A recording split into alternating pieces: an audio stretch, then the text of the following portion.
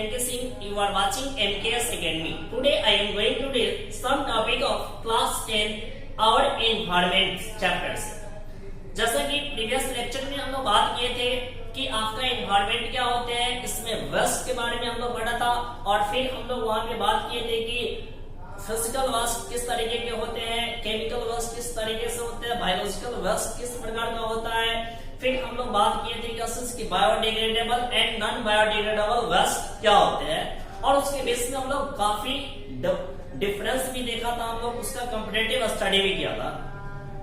आज के मैं इस लेक्चर में आप लोगों के लिए लेकर आया हूँ कुछ पार्ट्स जो कि काफी इंपोर्टेंट है और यहाँ से जो भी टर्म आ रहे हैं उस टर्म से ही डायरेक्ट आपसे क्वेश्चन पूछे जाते हैं, तो निश्चित रूप से उस टर्म पे आप ध्यान देंगे और उस टर्म को आप लोग याद रखेंगे, क्योंकि यहाँ से एकदम छोटा क्वेश्चन बनता है, टर्मिनोलॉजी से ही आपका क्वेश्चन बनता है। इसलिए आप लोग ज्यादा दिमाग न लगाते हुए इस टॉपिक को क्या करेंगे, एकदम बढ़िया तरीके से याद कर लेंगे।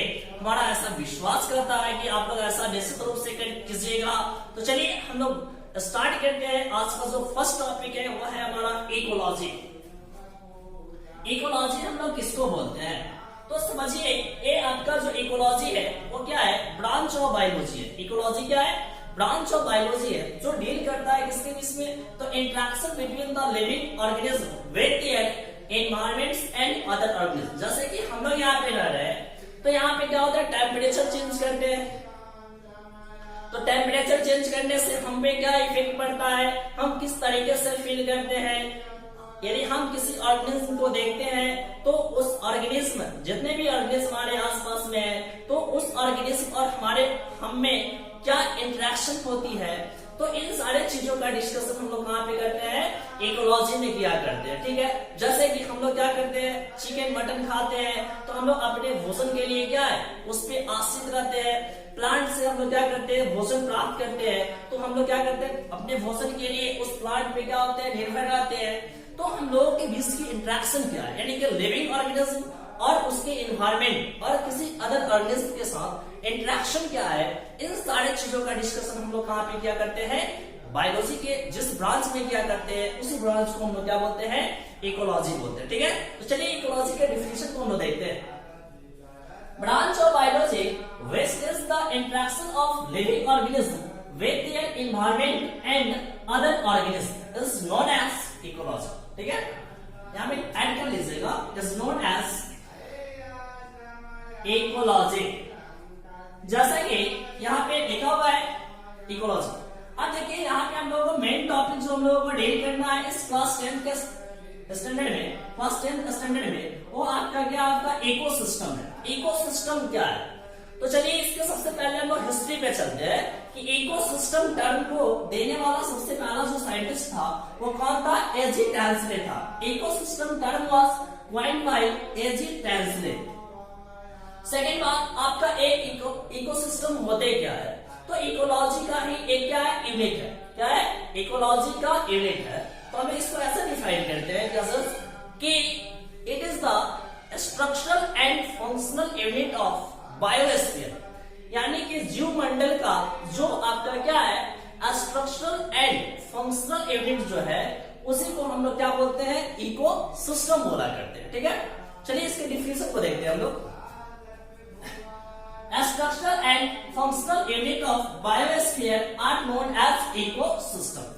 यदि हम लोग बात करें तो यहाँ पर लिख सकते हैं हम लोग क्या कि it is a stable ecological unit where regular input of energy and circulation of matter take place. क्या बोला गया, it is a stable ecological unit where regular input of energy and circulation of matter take place.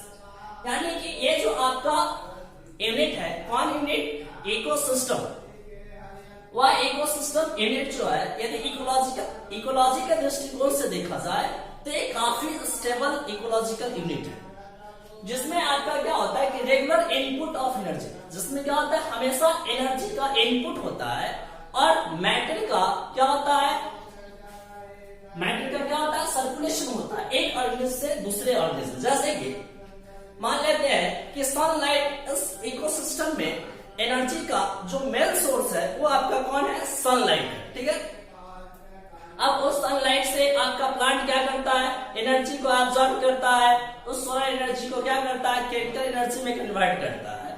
अब उस plant से जो भी product मिल रहा है उसको हम लोग खा रहे हैं, तो उससे हमको एनर्जी मिल रहा है। यानी कि क्या हो रहा है कि मैटर का क्या हो रहा है, यहाँ पे सर्कुलेशन हो रहा है, हमेशा एनर्जी का क्या हो रहा है, इनपुट हो रहा है। तो इसलिए मैंने इसको थोड़ा सा बेहतरीन तरीके से डिफाइन करने की कोशिश किया है, और इसको मैंने क्या बोला कि it is a stable ecological evening where regular input of energy and circulation of matter take place. अब इसमें आप एक और चीज देख सकते हो क्या सर, कि इकोलॉजी में यानी कि इकोसिस्टम में बात करें तो लिविंग ऑर्गेनिज्म का इंटरेक्शन जो होता है वो किसके द्वारा, किसी दूसरे ऑर्गेनिज्म के द्वारा होता है। तो किस रूप में, तो फूड चेन के रूप में, जहां पर एक ऑर्गेनिज्म दूसरे ऑर्गेनिज्म को क्या करता है, कंज्यूम करता है। उसी चीज को मैंने यहाँ पे मेंशन किया है कि एक ecosystem living organism interact with each other through the food chain in which one organism consumes the other. It means that ecosystem में क्या होते हैं कि जो लिविंग ऑर्गेनिज्म जो होते हैं वो एक दूसरे के साथ इंटरेक्ट होते हैं, किसके द्वारा, फूड चेन के द्वारा, जिसमें क्या होता है कि एक ऑर्गेनिज्म दूसरे ऑर्गेनिज्म को खाता है। इन सारे चीजों का डिस्कशन करने वाले हैं। फूड चेन क्या होते हैं इसका भी हम लोग बेहतरीन तरीके से डिस्कशन करेंगे। आप लोग चिंता न करें कि फूड चेन होते क्या है। चेन का मतलब आप लोग जानते हैं कि जब क्या करते हैं, हम एक को दूसरे के साथ कनेक्ट करते चले जाए तो एक चेन का फॉर्मेशन हो जाता है। तो फूड के प्राप्ति के लिए यदि किसी चैन का फॉर्मेशन हो रहा है तो उस चैन को हम लोग क्या बोला करेंगे, फूड चैन बोला करेंगे। ठीक है, तो एक बार इसको आप लोग क्या करें, कॉपी करें, फिर मैं आगे बढ़ा रहा हूं।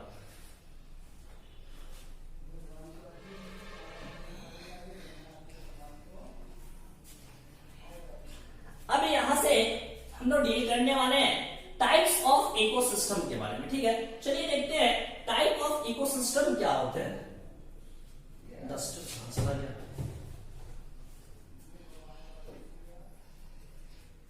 इसको आप लोग इसे पता किधर लिखते हैं, टाइप्स ऑफ इकोसिस्टम। यदि हम लोग बात करें टाइप्स ऑफ इकोसिस्टम में तो जनरली इकोसिस्टम को 2 पार्ट्स में क्लासिफाई किया जाता है। सबसे पहला एक है नेचुरल इकोसिस्टम, दूसरा है आपका आर्टिफिशियल इकोसिस्टम।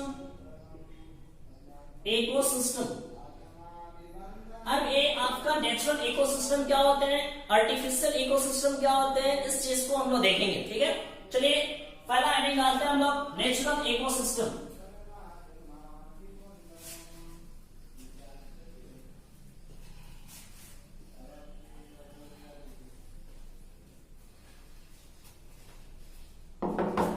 जैसे कि हमने क्या बोला यहाँ पे, हम लोग अभी जो डील करने वाले हैं वो नेचुरल इकोसिस्टम डील करेंगे। अब ये नेचुरल इकोसिस्टम होते क्या है इस चीज पे बात करने हम लोग। ठीक है, तो इसको सिंपली आप बोल सकते हो क्या, नेचुरल का मतलब क्या होता है, प्राकृतिक। तो प्राकृतिक रूप से जितने भी इकोसिस्टम का फॉर्मेशन होते हैं, प्राकृतिक रूप से जितने भी इकोसिस्टम का फॉर्मेशन होते हैं, that all ecosystems are known as natural ecosystem. जैसे कि आपका क्या हो गया, ग्रासलैंड हो गया, उसके बाद क्रॉप प्रोडक्शन हो गया, ये सब आप क्रॉप वो क्या होते हैं, नेचुरल इकोसिस्टम में आते हैं। फॉरेस्ट हो गए, नेचुरल इकोसिस्टम में आते हैं। डिजर्ट हो गया, वो सब किस में आते हैं, नेचुरल इकोसिस्टम में आता है। पॉन्ड्स हो गया, किस में आता है, नेचुरल इकोसिस्टम में आता है। समुद्र हो गया, सी हो गया, वो किस में आते हैं, नेचुरल इकोसिस्टम में आते हैं। ठीक है, तो आप सिंपली बोल सकते हो कि नेचुरली ऑकरिंग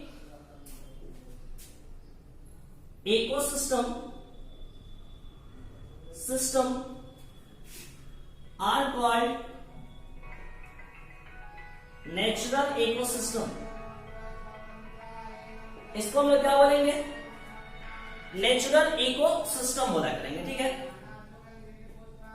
एक इस सिस्टम का फॉर्मेशन जो होता है without any support of human. ठीक है, यहाँ पे आप लोग लिख सकते हैं कि system form without any human support, ऐसे भी लिख सकते हैं। कैसे, और देकर लिख सकते हैं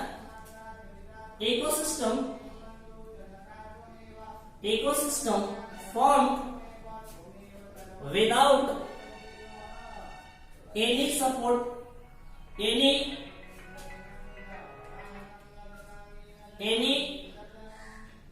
human support are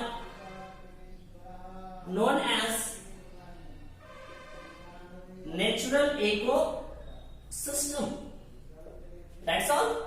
Example,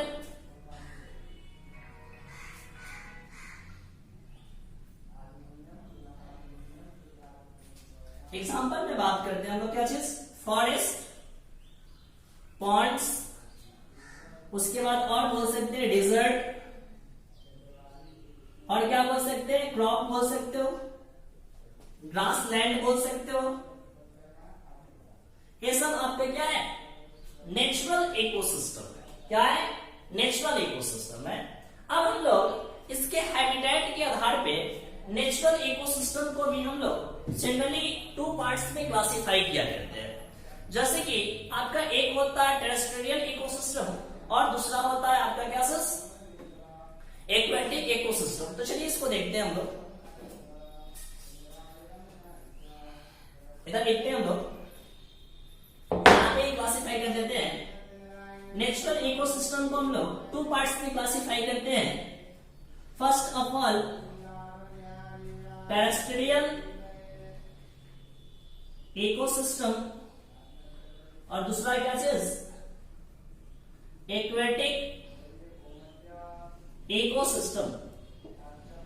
अब टेरेस्ट्रियल इकोसिस्टम क्या होते हैं, एक्वेटिक इकोसिस्टम क्या होते हैं, जैसे कि इसमें कुछ ज्यादा एक्सप्लेन करने की जरूरत। टेरेस्ट्रियल का मतलब क्या हो गया, जो जमीनी स्तर पे बात की जा रही है,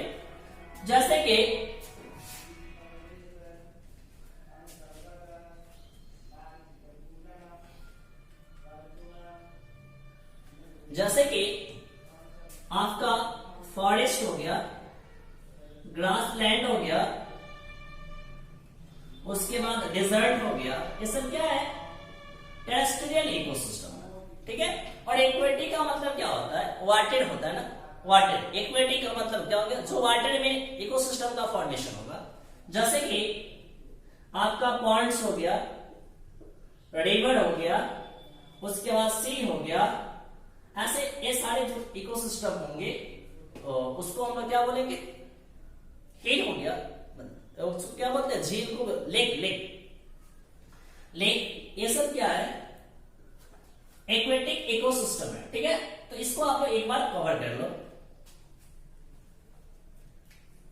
और एक खास बात याद रखिएगा कि जो नेचुरल इकोसिस्टम होता है ये सेल्फ रेगुलेटिंग इकोसिस्टम होता है, यानी कि इसका जो रेगुलेशन होता है वो नेचर के द्वारा ही होता है। इसमें हम लोग कुछ नहीं कर सकते, इसको चाहे तो हम लोग डिस्टर्ब कर सकते हैं, लेकिन इसमें हम लोग कोई बेनिफिट नहीं दे सकते। तो इसलिए आप लोग याद रखिएगा क्या जितने भी नेचुरल इकोसिस्टम होते हैं वह सेल्फ रेगुलेटिंग इकोसिस्टम होते हैं। क्या होते हैं, सेल्फ रेगुलेटिंग इकोसिस्टम। ऐसे भी बोल सकते हो नेचुरल इकोसिस्टम को क्या चीज, कि सेल्फ रेगुलेटिंग इकोसिस्टम। ठीक है, चलिए इसको देख लीजिए, हम इसको कंप्लीट कराते हैं आगे। और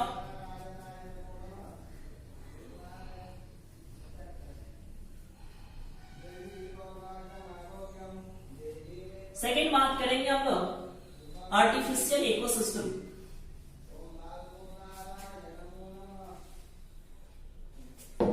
आर्टिफिशियल इकोसिस्टम है, निकालते हैं सेकेंड, आर्टिफिशियल इकोसिस्टम। ये आर्टिफिशियल इकोसिस्टम होते क्या है, तो ऐसे सिंपली बोल सकते हो, इकोसिस्टम फॉर्म्ड बाय मैन या human are known as artificial ecosystem. ठीक है, इस आर्टिफिशियल इकोसिस्टम को आप क्या बोल सकते हो, मैनमेड इकोसिस्टम बोल सकते हो, यानी कि it is also known as man-made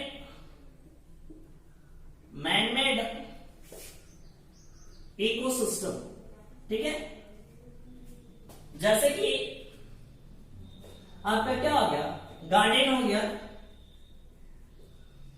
park हो गया, ये सब क्या है, मैनमेड इकोसिस्टम है। एक्वेरियम हो गया, ये सब आपके क्या है, बोलिए, एक्वेटिक आर्टिफिशियल इकोसिस्टम। ठीक है, जैसे कि आपके जितने भी चिड़ियाघर है वो सब क्या है, आपके आर्टिफिशियल इकोसिस्टम में आता है। ठीक है, चलिए इसको नोट कीजिए।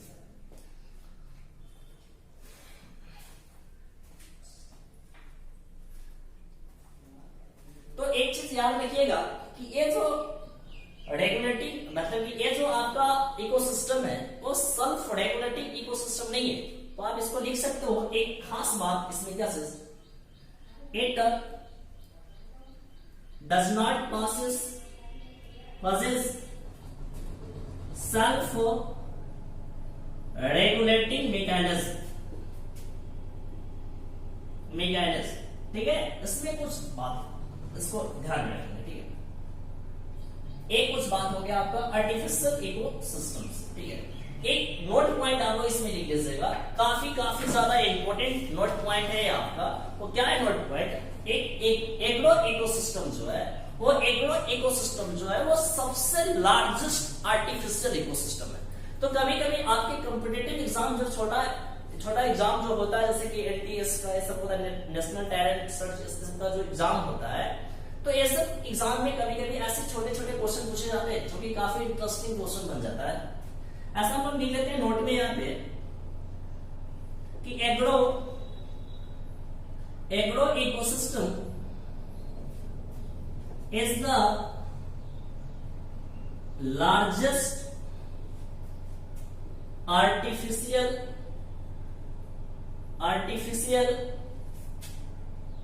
ecosystem। ठीक है, काफी इंपोर्टेंट पॉइंट है, इसको आप नोट करें जल्दी।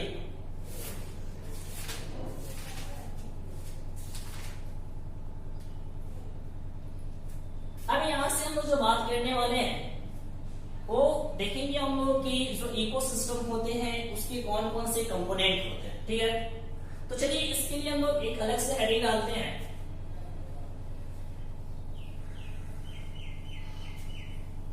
अभी हम लोग क्या हेडिंग डालने वाले हैं, कंपोनेंट्स ऑफ इकोसिस्टम।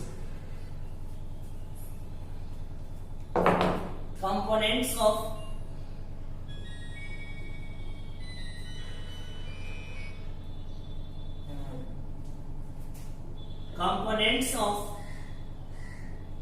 इकोसिस्टम। ठीक है, कंपोनेंट ऑफ इकोसिस्टम में बात करते हैं तो यहां से लिखते हैं तो क्या sir, there are two component of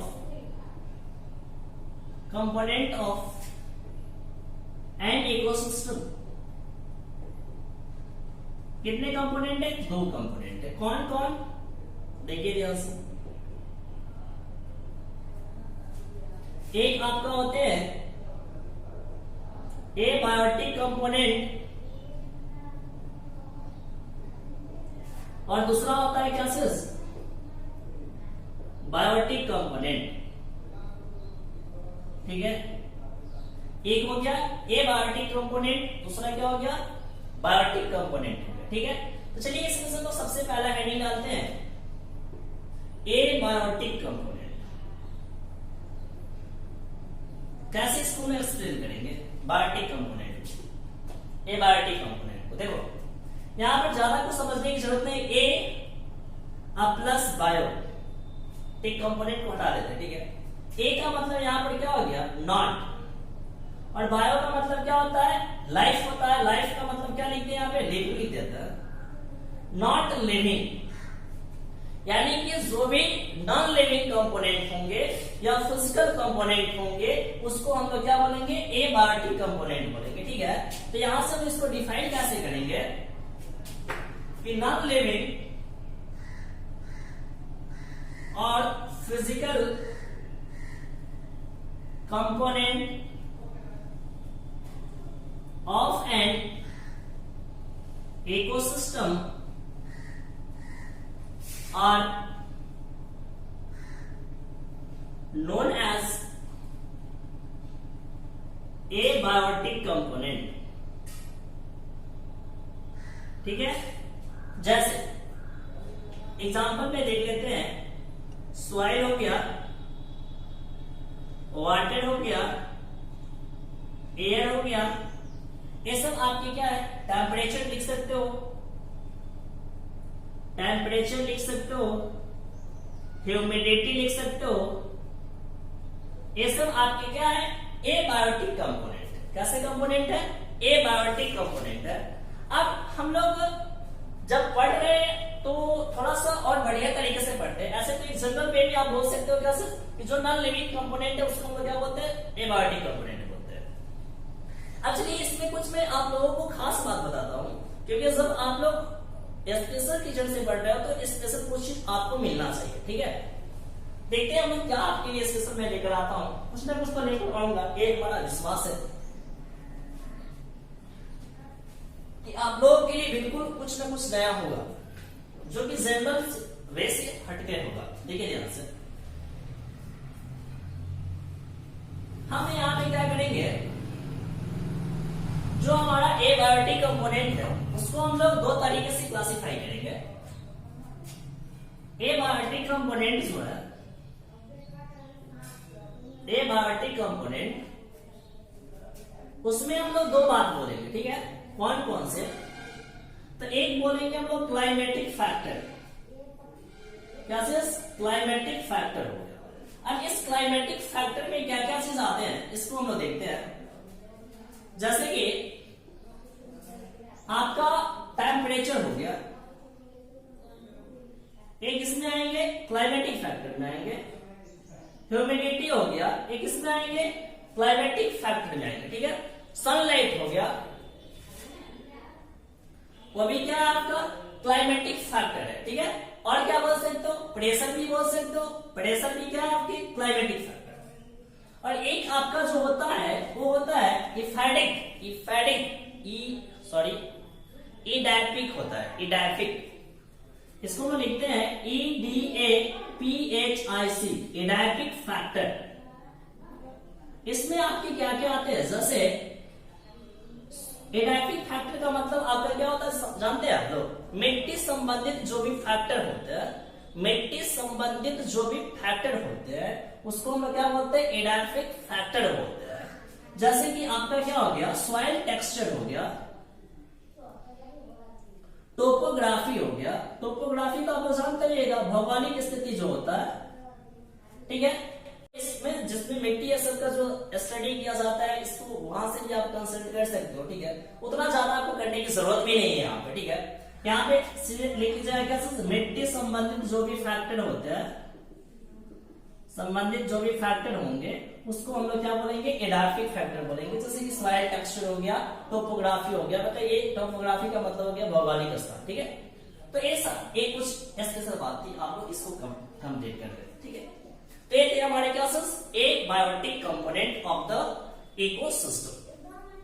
इसके बाद हमारा जो नेक्स्ट टॉपिक होगा वो बायोटिक कंपोनेंट होगा। ठीक है, फुल्ली बायोटिक कंपोनेंट।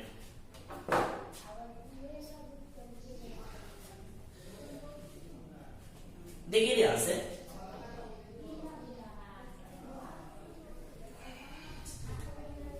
काफी इंटरेस्टिंग टॉपिक है, यदि आप इसको थोड़ा सा बढ़िया तरीके से पढ़े तो।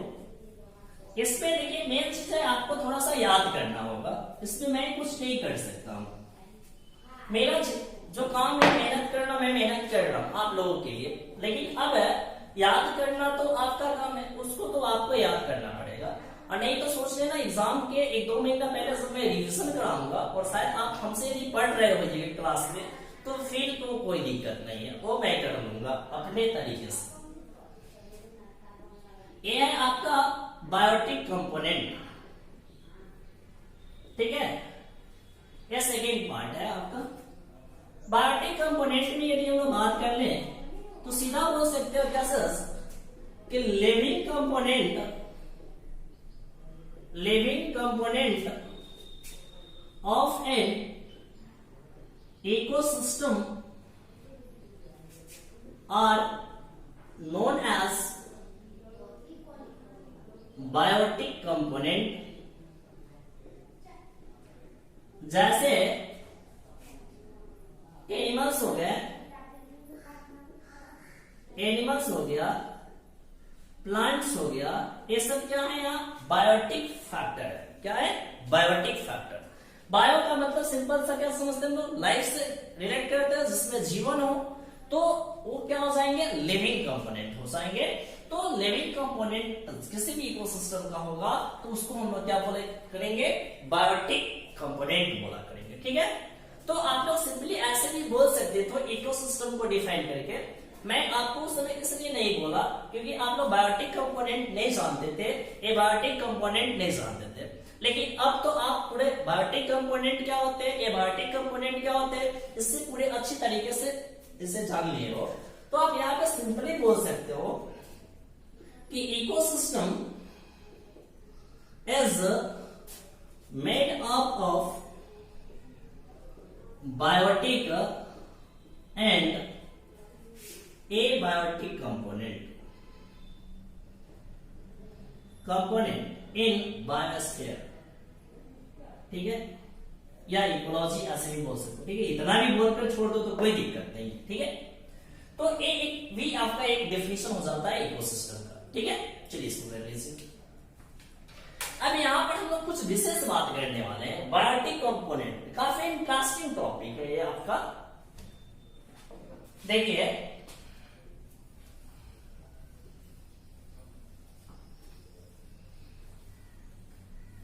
जो ये बायोटिक कंपोनेंट होते हैं,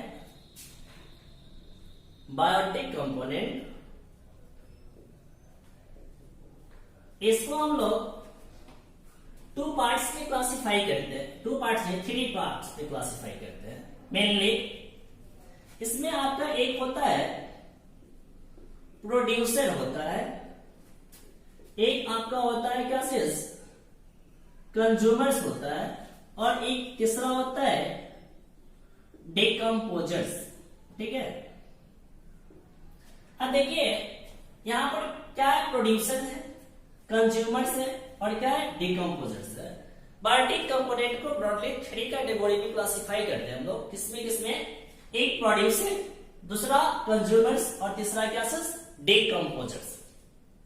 अब ये प्रोड्यूसर क्या होते हैं, कंज्यूमर्स क्या होते हैं, डिकम्पोजर्स क्या होते हैं, इन सारे चीजों का हम लोग अभी डिस्कशन करने वाले हैं। ठीक है, चलिए आज के लेक्चर में हम लोग बात करेंगे प्रोड्यूसर के बारे में। ठीक है, काफी इसको अच्छा तरीके से डील करेंगे हम लोग, इसलिए थोड़ा सा आज मैं यहीं पे आज के वीडियो को रोकूंगा क्योंकि प्रोड्यूसर फैक्ट डील कर देते हैं। ठीक है, दो टॉपिक के लिए मैं अलग से एक वीडियो बना दूंगा। ठीक, देखिए ध्यान से, प्रोड्यूसर किसको बोलते हैं, ये हम लोग बात करने जा रहे हैं। First biotic component producer. देखो जब आप किसी भी चीज को डिटेल में पढ़ लेते हो तो किसी भी टर्म को डिफाइन करना आप लोगों के लिए क्या हो जाता है, काफी काफी काफी आसान हो जाता है। ठीक है, चलिए हम लोग इसको सबसे पहला पॉइंट, तो एक पॉइंट तो अभी बोल देंगे, क्या चीज कि प्रोड्यूसर क्या है, biotic component of an ecosystem, ऐसे ही बोल सकते हैं। देखो ये सब है पेज भरने वाला आइडिया। ठीक है, और कुछ खास है नहीं। ऐसे प्रोड्यूसर हम लोग बोलते किसको है, तो प्रोड्यूसर का मतलब क्या होता है, प्रोड्यूस करना। तो क्या प्रोड्यूस करना, तो जो अपना भोजन क्या करता हो, खुद प्रिपेयर करता हो। ठीक है, उसको हम लोग क्या बोलते हैं, फूड क्या बोलते हैं, प्रोड्यूसर बोलते हैं। यानी कि आप जनरली इसके लिए टर्म इस्तेमाल करते हैं जब आप लोग क्लास 10th में न्यूट्रिशन चैप्टर पढ़ रहे होइएगा तो वहां पे आपको बताया गया होगा ऑटोट्रॉफ्स, ऑटोट्रॉफिक न्यूट्रिशन और ऑटोट्रॉफ्स बताया गया होगा। तो एकदम सेम चीज है यहाँ पे प्रोड्यूसर के केस में।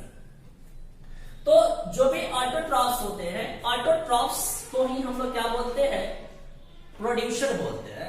ऐसा इसलिए क्योंकि इनके पास ये कैपेसिटी होती है कि ये अपना फूड का जो प्रिपरेशन है वो खुद कर सकता है। ठीक है, इस कारण से इसको हम लोग क्या बोलते हैं, प्रोड्यूसर बोलते हैं। ठीक है, अब ये प्रोड्यूसर करते क्या है, तो देखो जो भी इन्वायरमेंट में जो भी चीज प्रेजेंट है इनऑर्गेनिक मटेरियल्स, उस इनऑर्गेनिक मटेरियल्स का इस्तेमाल करके सनलाइट के प्रेजेंस में वो फूड का प्रिपरेशन करते हैं। जैसे कि जितने भी प्लांट्स है जितने भी प्लांट्स हो गए, ब्लू ग्रीन एल्गी हो गया, जिसे साइटोबैक्टीरिया भी आप बोल सकते हो, तो सब जनरली आपके क्या होते हैं, प्रोड्यूसर कहलाते हैं। क्यों? क्योंकि वो अपना भोजन खुद से बनाते हैं, क्योंकि उनके अंदर एक स्पेशल टाइप ऑफ क्या होते हैं, पिगमेंट पाए जाते हैं, जिसे हम लोग क्लोरोफिल बोला करते हैं। क्या बोलते हैं? क्लोरोफिल बोलते हैं। और एक क्लोरोफिल क्या करते हैं कि सनलाइट एनर्जी को ट्रैक करते हैं और उसके सोलर एनर्जी को केमिकल एनर्जी में क्या करते हैं, कन्वर्ट करते हैं। ठीक है, तो इस कारण से जितने भी प्लांट्स होते हैं वो अपना भोजन क्या करते हैं, खुद बनाते हैं। तो प्रोड्यूसर क्या कर रहा है, एटमॉस्फेयर से किसको ले रहा है, कार्बन डाइऑक्साइड को ले रहा है, किसके द्वारा, by the lips stomata cell के द्वारा। ठीक है, अभी उतना जानने की जरूरत नहीं है, वो सब चैप्टर मैं पढ़ा चुका हूं, आप लोग पढ़ चुके हुए हैं। सिंपली अभी ध्यान रखो कि एटमॉस्फेयर से क्या कर रहे हैं, कार्बन डाइऑक्साइड को ले रहे हैं, सॉइल से मिट्टी क्या एब्सॉर्ब कर रही, वाटर एब्सॉर्ब कर रही, सनलाइट के प्रेजेंस में वो क्या कर रहा है, फूड का प्रिपरेशन कर रहा है। तो इसी प्रोसेस को हम लोग क्या बोला करते हैं, ऑटोट्रॉफिक न्यूट्रिशन बोला करते हैं, या फोटोसिंथेसिस भी इसी को बोला करते हैं। ठीक है, तो जितने भी प्रोड्यूसर होते हैं वो अपना फूड का प्रिपरेशन खुद से करते हैं। ठीक है, इसमें क्या होता है, इनऑर्गेनिक मटेरियल्स को किसमें कन्वर्ट करते हैं, ऑर्गेनिक मटेरियल्स में कन्वर्ट करते हैं। ठीक है, तो आप सिंपली प्रोड्यूसर का डिफिनेशन कैसे लिखोगे, तो लिखिएगा विच प्रोड्यूस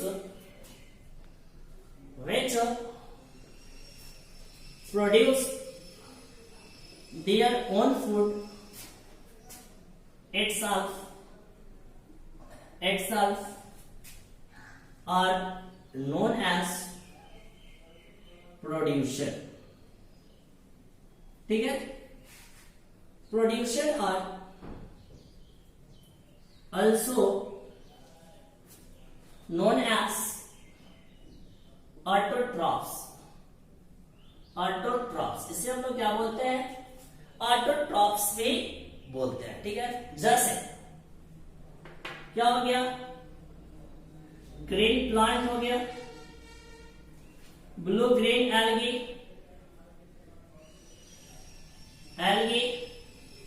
यानी साइनो बैक्टीरिया, ये क्या हो गया, ऑटोट्रॉफ्स कहलाते हैं। ठीक है, अब ये ऑटोट्रॉफ्स किसके द्वारा प्रिपरेशन करते हैं फूड का, तो ऑटोट्रॉफ्स और producer make their own food by the photosynthesis process के द्वारा ये अपना भोजन क्या करते हैं, बनाते हैं। इसमें ये क्या करते हैं कि इनऑर्गेनिक सब्सटेंस लिख देते हैं, जैसे CO2 हो गया, H2O हो गया, इसको क्या करते हैं, सनलाइट के प्रेजेंस में ये क्या करते हैं, इसके पास क्लोरोफिल भी होना चाहिए, ऑर्गेनिक सब्सटेंस में क्या करता है, कन्वर्ट करता है। ठीक है, इसमें कोई प्रॉब्लम नहीं होनी चाहिए। ठीक है, चलिए अब यहाँ पे हम लोग बात करते हैं रोल ऑफ प्रोड्यूसर। हमारे इस इकोसिस्टम में प्रोड्यूसर के क्या रोल है, इस पे हम लोग बात करने जा रहे हैं। देखिए ध्यान से, इसका दो में रोल है, कौन कौन, तो जितने भी प्रोड्यूसर है वो क्या करते हैं कि इस इकोसिस्टम में सोलर एनर्जी को आप ट्रैप करते हैं और उसको केमिकल एनर्जी में ट्रांसफॉर्म करते हैं। ये सबसे इंपॉर्टेंट रोल प्ले करते हैं। ठीक है, तो चलिए आप हेडिंग डाल लीजिए, रोल ऑफ प्रोड्यूसर, और सबसे पहला पॉइंट डाल दीजिएगा क्या चीज, कि दे ट्रैप क्या चीज, solar energy, they trap gases, solar energy and transform into chemical energy in food। ठीक है, क्या करते हैं, सोलर एनर्जी को ट्रैप करते हैं और उसको किस में कन्वर्ट करते हैं, केमिकल एनर्जी में, और किस में, फूड में। सेकेंड पॉइंट आप लोग इसका लिख दीजिएगा, it forms the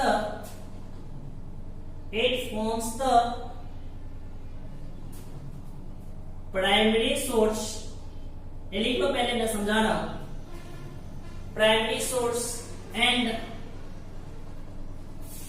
only source of atmospheric oxygen to all the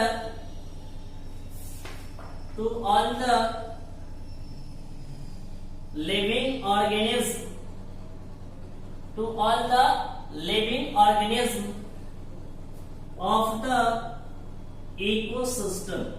ठीक है, चलिए इसको आप लोग लिखिए, थोड़ा सा मैं इसको समझाता हूं। क्या बोला गया कि आपका प्रोड्यूसर जो होता है वो सिर्फ और सिर्फ एकमात्र सोर्स है, प्राइमरी सोर्स है। किसका?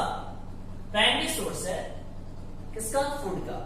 और उसके बाद क्या बोल रहा है कि only source of atmospheric oxygen, atmosphere में जो ऑक्सीजन प्रेजेंट है, जिसको हम लोग क्या करते हैं, सांस लेते हैं, उसका सिर्फ और सिर्फ जो सोर्स है वो कौन है, मेरा एक प्रोड्यूसर है। यानी कि प्लांट से ऑक्सीजन का क्या है, मेन सोर्स है इस इकोसिस्टम में, इस बायोस्फीयर में। इसके अलावा कोई भी ऐसा सोर्स नहीं है जहां से हमको क्या मिलता है, ऑक्सीजन मिलता है, और उस ऑक्सीजन को हम लोग क्या करते हैं, सांस लेते हैं। ठीक है, तो इसलिए मैंने यहां पे लिखा, it forms the primary source and only source of atmospheric oxygen to all the living organisms in an ecosystem। ठीक है, तो ये थे हमारे क्लासेस, आज की क्लास का कुछ इम्पोर्टेंट टॉपिक, जिसमें हम लोग बात कर लिए क्लासेस बहुत सारे टॉपिक को, कि आपका मैंने एक बार समअप कर देते हैं कि कौन कौन से टॉपिक को हम आज डील किए हैं। तो सबसे पहले मैंने आज इकोलॉजी को डिफाइन किया, फिर इकोसिस्टम को डिफाइन किया। इकोसिस्टम के टाइप को हमने देखा कि दो तरीके के होते हैं, नेचुरल इकोसिस्टम होते हैं, आर्टिफिशियल इकोसिस्टम होते हैं। नेचुरल इकोसिस्टम में हम लोग दो टाइप देखे, एक टेरेस्ट्रियल इकोसिस्टम देखा और एक एक्वेटिक इकोसिस्टम देखा। ठीक है, उसके बाद हम लोग बात की कंपोनेंट ऑफ इकोसिस्टम में। ठीक है, तो कंपोनेंट ऑफ इकोसिस्टम में बात की तो दो कंपोनेंट थे, एक एबायोटिक कंपोनेंट, दूसरा आपका बायोटिक कंपोनेंट था। ठीक है, तो एबायोटिक कंपोनेंट में भी हमने दो फैक्टर देखे थे, एक क्लाइमेटिक फैक्टर और दूसरा एडाप्टिव फैक्टर देखे थे। ठीक है, उसके बाद हम लोग बात की बायोटिक फैक्टर क्या होते हैं, बायोटिक फैक्टर के कितने कंपोनेंट्स हैं मेनली, तो तीन कंपोनेंट हमने देखा, क्या एक प्रोड्यूसर, दूसरा कंज्यूमर्स, तीसरा डिकम्पोजर्स। तो आज हम लोग जो बात की है सिर्फ प्रोड्यूसर पे हम लोग बात किए हैं, और हम लोग जो नेक्स्ट वीडियो में बात करेंगे वो कंज्यूमर्स होगा और डिकम्पोजर्स होगा। वो भी दोनों टॉपिक क्या है, इंपॉर्टेंट है। जब मैं आपको डिकम्पोजर्स पढ़ाऊंगा तो वहां पे कुछ एक क्वेश्चन कराऊंगा जो कि आपके बोर्ड एग्जाम के लिए क्या है, काफी इंपॉर्टेंट है। तो उसको हम लेकर आएंगे थर्ड लेक्चर में, थर्ड वीडियो में। ठीक है, तो चलिए आप लोग क्या कीजिए, आज के इस वीडियो का एंजॉय कीजिए, और फिर जहां दिक्कत आ रहा है तो कमेंट सेक्शन में लिखिए। ठीक है,